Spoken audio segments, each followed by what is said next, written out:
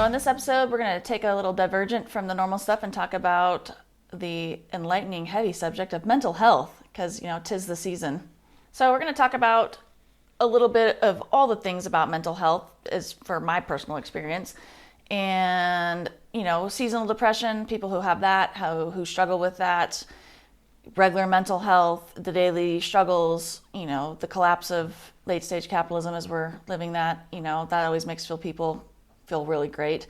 Probably trigger warnings on this. We'll talk about suicide and difficult situations of that and how mental health affects everyone around you and yourself. So we can talk a little bit about mental health, my struggles personally. Obviously I'm not a therapist or licensed in that way. So as usual with the disclaimer is that this is not my scope. It's just my personal experience with these things.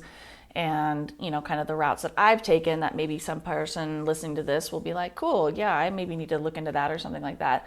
I am a high advocate of having therapy, having mental health advocacy, going to a psychologist, a psychiatrist who can prescribe medication if that's what you need, working in criminal work and seeing how that plays into it and kind of the criminal system with mental health. Obviously, a lot of people who are obviously serial killers or something crazy like that are obviously not mentally sane. But then there's just sometimes people who are just off and needed help or weren't doing well and got themselves into bad situations that maybe could have avoided with a little bit of therapy or medication or something like that, or, advocacy during their childhood that could have really saved a lot of heartache and issues for other people involved too, because mental health is not just with you, it bleeds over into your life, your family life, your friends, society, and what have you. So kind of an important issue. I have had major, mental health struggles, depression, anxiety in some sense. I have ADHD, so that's obviously a mental health thing. I don't know if it's an issue per se, but it is a way that my brain works is a little bit different that sometimes makes life very difficult. And with that will come that anxiety and that depression because my brain is working differently than most people in society. So if any of you have that ADHD, you know what those struggles can be. We also talk about, your spoons. How many spoons do you have available for the day? People who have disabilities or maybe have some other issues going on that maybe society doesn't recognize or give some kind of deference for or accommodation for that we still have to deal with. Then you have to balance that of being a functional society of our quote unquote, or being a functional member of our quote unquote society, when you're not able to maybe fall into those parameters and maybe it's a little bit difficult and maybe you need accommodations and, working with that and how that looks and how we need to be a little bit more open about that and remove that stigma of talking about mental health, because it's extremely important to talk to people, especially with our men, our, military guys, medical professionals, legal professionals, anybody who has difficult, high stress jobs, working with that and trying to reduce that suicide rate and that mental health rate, because this is not really talked about. I really appreciate that Prince Harry in his book really talked about struggles with mental health and that he's a big advocate for that because, obviously that guy has all the resources in the world and still has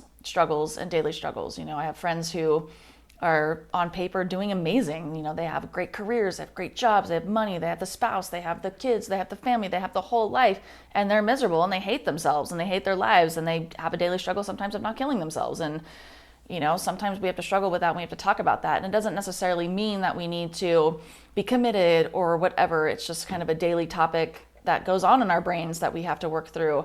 And maybe we need that support and guidance that should be more available in our world. And I think a lot of things could be alleviated in our day-to-day world and be more cost effective for society if we do provide more mental health access and healthcare in that regard for people, because your brain is also part of your body. And so, yeah, I might have a broken arm and you can see that and you can go, oh shit, you have a broken arm, that sucks. And, and you can get the help and you go to orthopedics and maybe you need surgery or physical therapy. But there's not a lot of that for where you're like, I just don't feel good or I don't feel well and my brain is off and I feel maybe sad and I don't know why I can't stop crying and I don't know why I don't have any motivation or why I'm tired all the time. We don't really talk about that because we can't see it. It's not visible like a broken arm with a cast and you go, oh shit, maybe I should help you with your groceries. If you have mental struggles, we can't outwardly see that. And a lot of people don't understand it. And if you haven't experienced it or went through it, then you don't have that empathy or that compassion to know somebody, still might need help with their groceries, So I think it's a big topic that not a lot of people talk about, so that's why I'm talking about it today. Again, like I said, I'm not a licensed therapist or anything like that. I'm not giving any kind of therapeutic advice or anything like that. It's just like my own personal experiences with it and my insights to it that maybe you all have as well, and I would like to hear about that too. And I think it's a good open discussion that we should all have, especially in the entrepreneurial land. You know, these entrepreneurial streets are rough. You know, they're sad and depressing, and when you don't have people understanding or supporting you, you know, it gets difficult to be your own cheerleader. And sometimes you question your reality and your life and what you're doing and your own mental health and that. And so I think it's a good discussion to have. So I'd like to hear your insight with it as well. So yeah, so mental health in entrepreneurial land, if you will, it's difficult. Like, you are treading water a lot of the times. You're working uphill. And because it's a little bit more, I think, acceptable these days, like with like Gary Vee and all these like really cool people who are like, fuck yeah, you want to make it happen, let's do it. You know, I really love that. But it's also still not kind of a normal thing. You know, yeah, there's hustle culture and all these things and the side hustles and that. And a lot of those come from necessity, which we shouldn't, you know, it's a whole different conversation of necessity. You know, not every hobby should be turned into a goddamn business. Just go enjoy your paintings, for God's sakes, you know. But yeah, being an entrepreneur is difficult. Like, you know, you're dealing with people who don't understand, or it's scary to them. And so they're projecting their fears and insecurities onto you. And it's a rough road, you know, especially like within relationships. So you're working and you're building a business and you're always on your phone and they're like, who are you talking to? What are you doing? And you're like, I'm working. I'm trying to build a business. Yeah, I'm here on a Sunday afternoon doing this. I'm on a Monday. I'm at 10 o'clock at night because this is how I'm building this business. And of course we need to have balance and we have to have boundaries and we need to train our clients, if you will, on that. It is not acceptable to call me at 10 p.m. But also when you're building a business, you're kind of going to be available. Well, let's be real. And that can be difficult, and you're always on and you're never off because you can't miss that opportunity. And that does take a toll sometimes. Like, I travel quite extensively. I absolutely travel a lot. Have I had a vacation? Not in years, not in probably a decade. Have I had an actual vacation where I have turned all my shit off and just was in the moment and relaxing and having a time and not worrying about what's happening at home or in my business? I work when I'm traveling, when I'm on quote unquote vacation. And I understand that's an American thing, that everyone's constantly working, even if you have a normal, you know, 9-to-5 kind of job, you know, that's a joke that you're still available working on your vacation when we should all be shut off. I think it's a little bit more prevalent and difficult when you are an entrepreneur and you have your own business, because you're building your business for you, not somebody else. So I'm a big proponent that if you are working for somebody else 9 to 5, then you will absolutely just turn your phone off. You have to set that boundary. When you're an entrepreneur, you're not able to really do that. And so it does take a toll. You know, I'm on vacation with people and they're bitching at me because I'm on my phone. And I'm like, also the flip side of that is, yeah, it's 2 o'clock in the afternoon. I literally would be in an office right now. I wouldn't be here anyways. So I'm sorry, I got to go take a call for 15 minutes. Fuck off with that, you know? So it's a little tricky. It's a little tricky too, of just having that unwavering faith that things are going to happen for you, that you're going to make it happen, that you're working really diligently for yourself. But, you know, you do get tired, you get burnt out, you get exhausted, your mental health does struggle. You know, oftentimes too, we don't have a nice balance of taking care of ourselves. You know, we're like eating, what am I eating right now? I don't even know, some biscuits. Not, you know, it's not healthy. It's not good. I'm drinking sparkling wine and eating biscuits, for fuck's sakes. You know, that's probably not the most ideal, conducive situation here, but it's just what we have to do sometimes, you know. It's what has to happen. And again, I'm a big proponent of having that system and that support system around you, whether that's family, whether that's a partner, whether that's, you know, your friends, whether it's just professionals that you've hired, you know, having therapy. And I like that there is a lot of accessibility now, more so than there used to be, because it is limited. We have a lot of apps and things out there, or programs that you can get on and get mental health. Is it cost effective? No. God, it's expensive as shit. And most medical insurance companies don't cover mental health, which is insane to me. It's insane to me, because that's your driving force of your everyday life. That is your whole core of health. And it's not going to be covered by the insurance companies. That's a whole other topic that we won't get into. I will soapbox the shit out of that one. But yeah, having that accessibility is a little bit more available now through the internet and through, you know, these programs and these apps, which is great. Do I think it's there 100%? No. Should it be available for everybody? Absolutely. And I don't care how good you think you're doing. I don't care how happy you are, quote unquote. I don't care how great your relationship is. All of that. You can be all of those things and still be super content and still need therapy.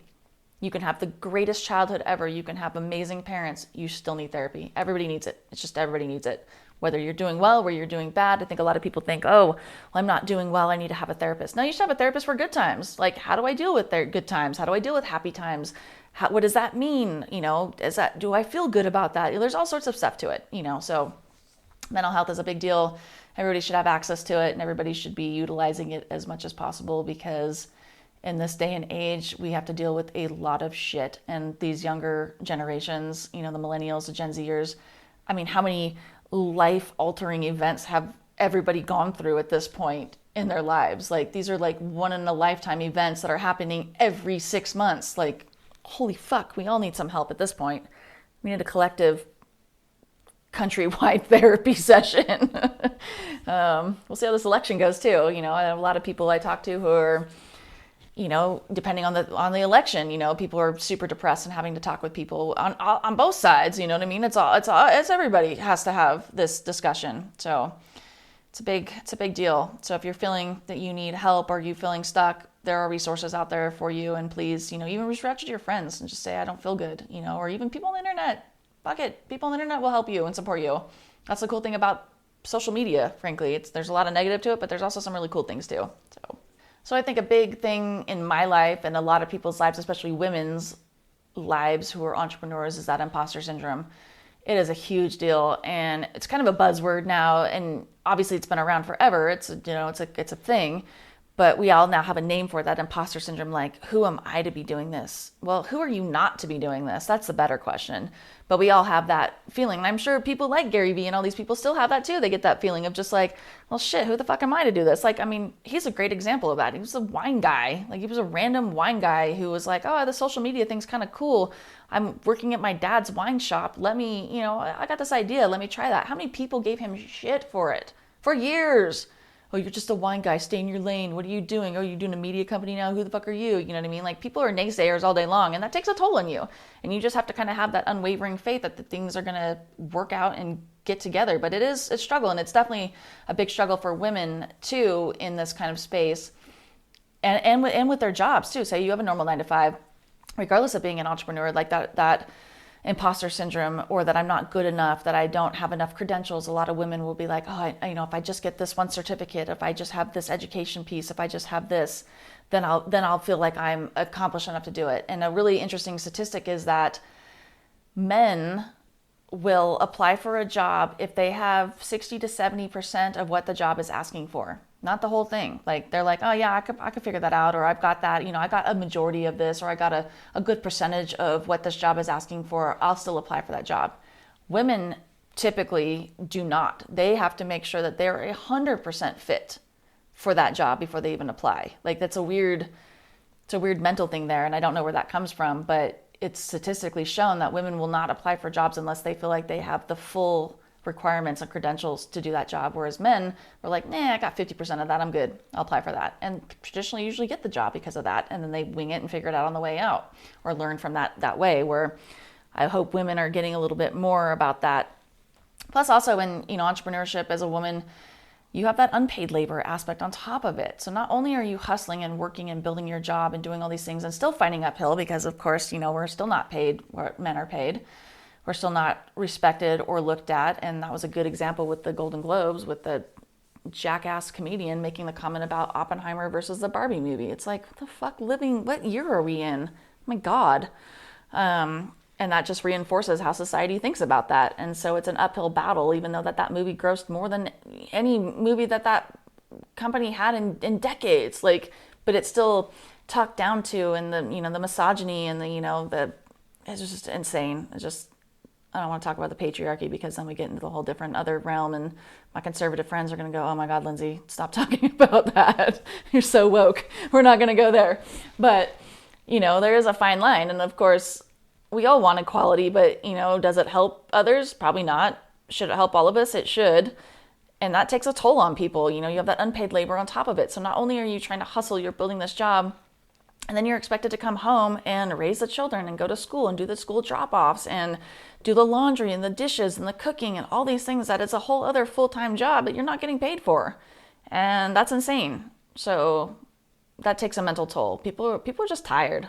frankly. People are just tired, and that takes a toll. And that's where mental health is important, to have an outlet, whether it's friends, whether it's professional, whether it's, community resources, other people who are doing the same thing you are, having those groups to help you get through some of those difficulties, or even talking with older people who have done it.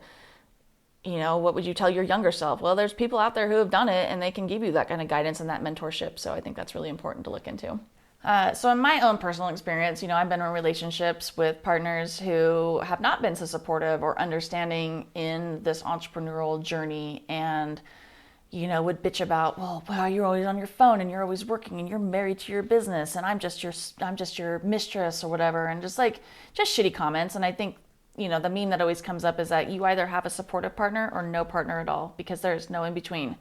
And it is difficult. Like, they don't, sometimes, my partners didn't understand why I'm working and we're in a foreign country or something. And I would want to just stop and be like, how the fuck do you think we got here? Who do you think paid for this? My little job, or my little side job, or my, you hear that a lot as a woman, your little job, your little business. You're just like, fuck off. So that's been an experience in my life, that difficulty of having somebody who doesn't understand, or being like, cool, I've sat at my computer for 11 hours and I haven't had time to go eat because A, my ADHD kicks in, and also I'm finally in a focus flow and I need to stay there.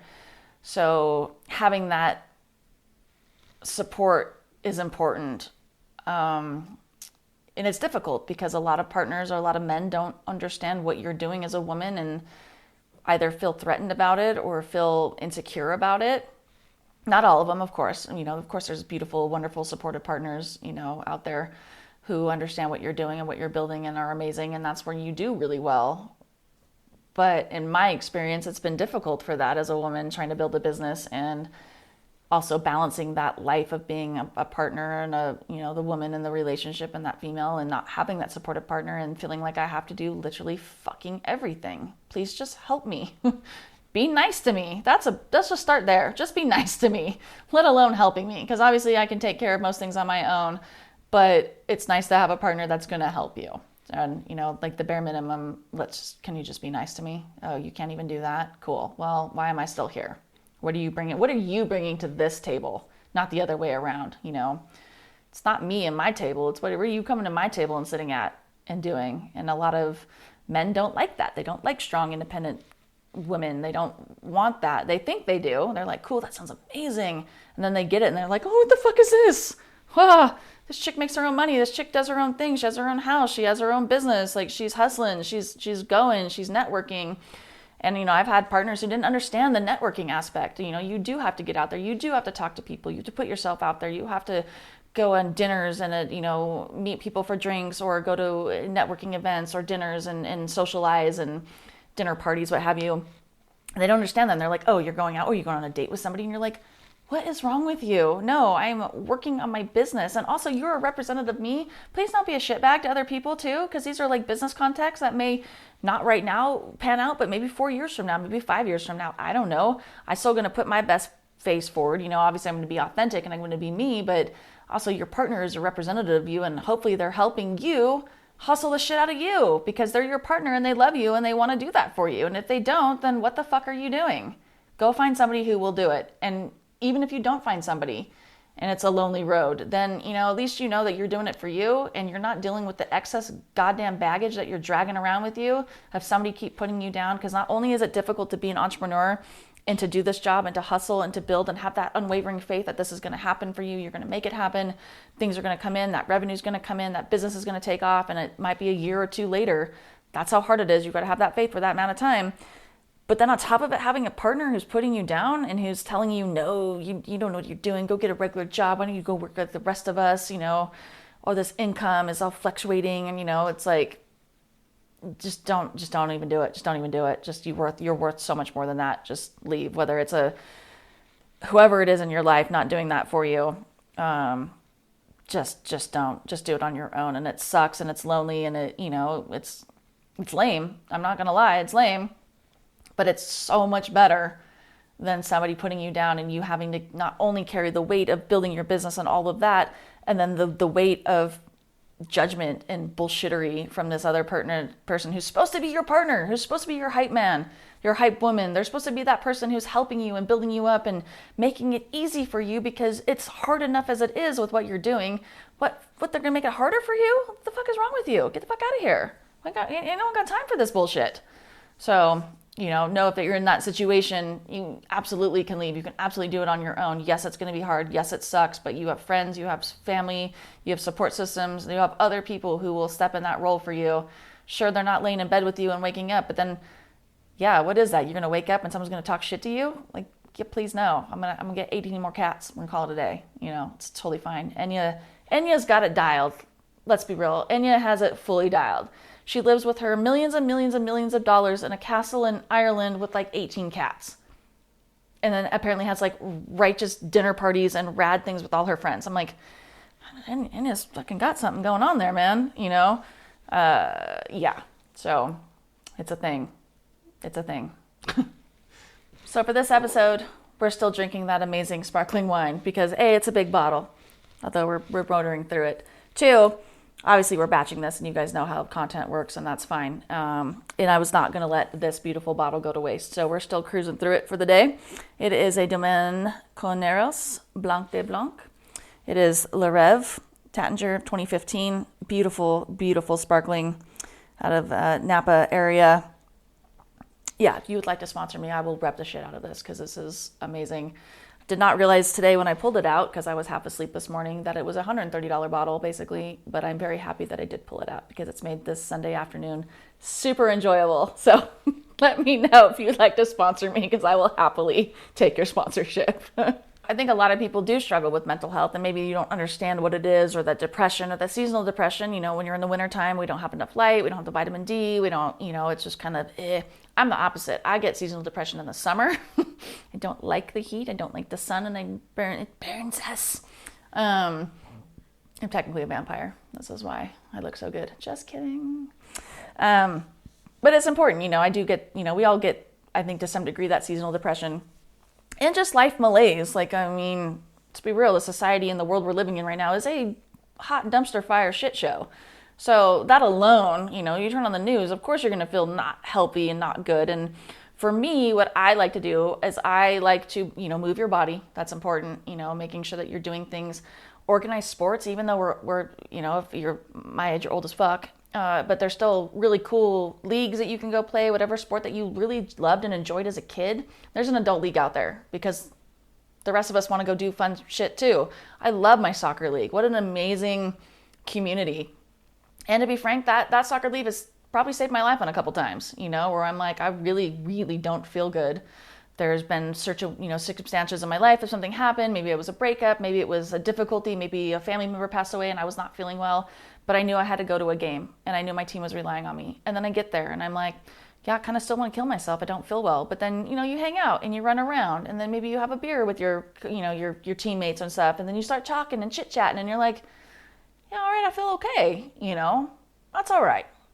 Or whatever you need to feel that you need to live for, pick that. Whether it's, you can't leave your plants even. For me, a lot of times was I could not even think about my cat going to a shelter or somebody else taking my cat. Like that, I couldn't do it. I couldn't even think about that. So whatever you pick, that's your thing that you feel like you need to live for that next day, cool, man, high five. And that could change. Like I said, so, moving your body, getting outside, whether it's cold, whether it's hot, finding an activity. If you have seasonal depression, like my friend, he, called me and he said, hey, when was the last time we went snowboarding? And I said, legitimately, probably 20 years ago. And he's like, I want to learn again. And I said, oh, okay, great. I love that, which is a perfect season for him to learn because there's no goddamn snow up there. So it's not like I'm doing anything, but it's perfect for him because all the little bunny slopes are covered for him.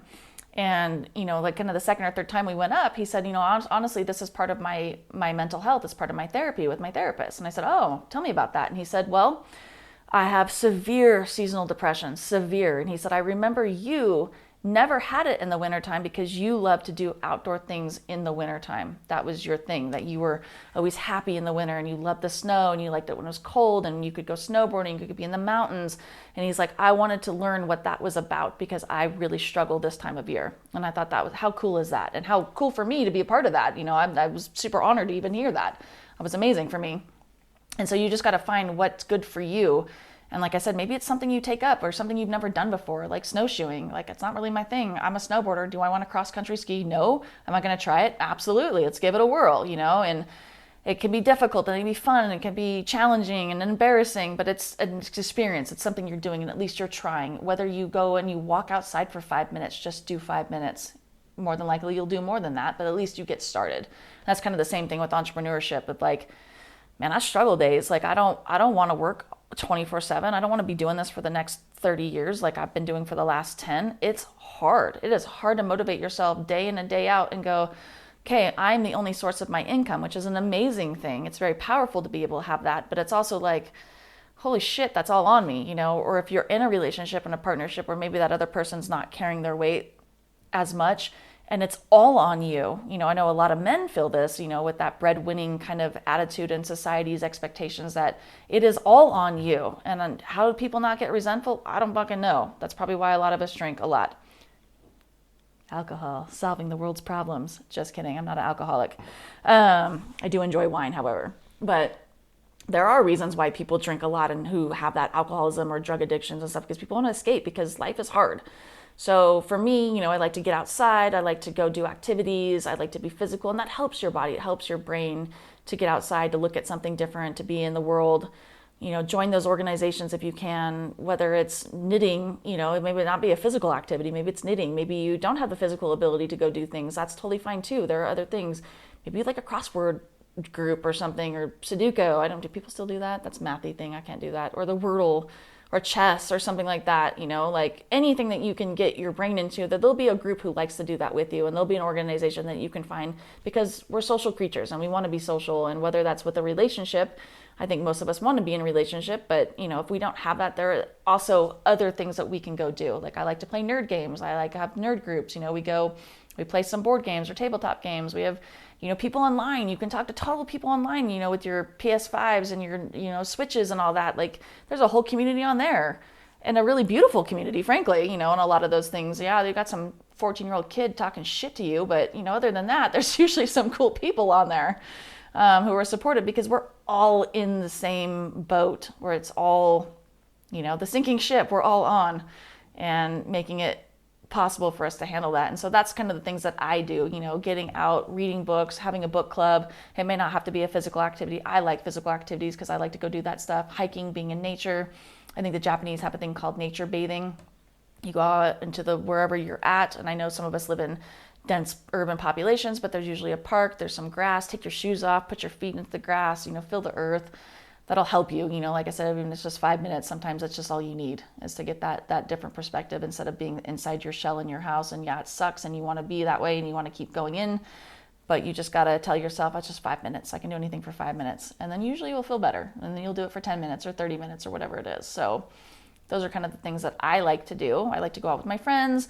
Yes, I like to drink. It's not to excess. Of course, everyone thinks I'm an alcoholic. I'm totally not. I do enjoy wine. Like I said, I was telling somebody, I was like, even if the wine did not have alcohol in it, I would still drink it, because it's a whole different thing for me. But yeah, that social aspect, even like that's why bars are popular. People go to bars because, you can have that social lubrication, but there's other people there to talk to.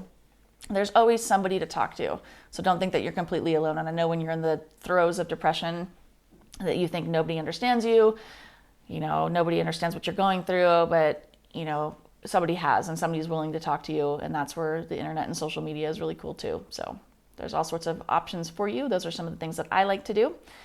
Other things I like to do, I like to read a lot, or just doing like weird crafty things, or maybe you got a Cricut machine. I don't know. I like to make weird jewelry and sell that on Etsy, because everything's a side hustle. Just kidding. Sometimes I just like to make weird stuff or go out and, do that kind of stuff. So it's whatever's best for your mental health, and hopefully try not to delve into too much alcohol. Don't delve into drugs, of course. That's obviously not going to help you And then talking to somebody, I have a therapist, I talk to the therapist, that's great. When times are good, times are bad, it's great. Sometimes I need some medication for my ADHD to help me focus a little bit more. But if you need those things, those are available too. So it just depends on what level you need and what you feel comfortable with. So yeah, so you guys, reach out to me if you want. I'm totally, I've been through some shit. I've had a life. I've had several lives, I feel like. And, you're not alone. Somebody's always there to talk to. And if you don't feel like you have anybody and you want to talk to me, I'm totally available. Also, there's tons of resources out there. Like I said, like they're getting more prevalent, thankfully. You can reach out to friends, family. If you don't feel comfortable for that, there's professionals that you can reach out to. There's a lot of agencies that take like sliding scale or sliding fee scales. So if you don't have the money, I know a lot of us don't have resources for the luxury of mental health, which is a ridiculous thing to even say, that it should be, of course, available for everybody. But there are agencies that take, a sliding fee schedule. There's now online providers. There's like Better Health and a couple of those other apps that are really cool that are either, low cost, no cost, or again, sliding scale. So there's the availability is out there. Or like I said, joining clubs and stuff, but there's going to be somebody who's there who probably has been through what you've been through or can empathize with you or talk with you. And, everyone who's out and about doing stuff all wants to have that same kind of level of connection, and people are always wanting to help. So if you guys have mental health struggles, you want to talk to somebody, I'm available. Obviously, I'm not professional or anything like that, but I, have been through some shit. I can definitely talk to you. If you don't have any, feel like you have any resources, I'm absolutely happy to help with you. Otherwise, there's, state agencies, there's apps that are available, there's therapists available in your area that work on a sliding schedule or sliding fee scale. If you don't have the resources, the availability, there are state programs that are out there. There's the apps that have, sometimes just information out there that'll help you. There's YouTube videos, like there's resources for us to feel better. So don't think that you're alone. I know when you're in the throes of depression, you feel like you're the only one and you're the only person who has dealt with this, that you don't think anybody else has had this feeling. It's just you, and you get into your little, depression bubble, and that's totally normal. But there are people out there, whether you join organizations, people want to be social. I'm sure there's people in those organizations that you're into who have been through experiences, especially older people, mentorship. But there are apps available out there to help you. The Better Health and agencies, state agencies out there that are available for that. And I know they just launched the 988 phone for like suicide prevention.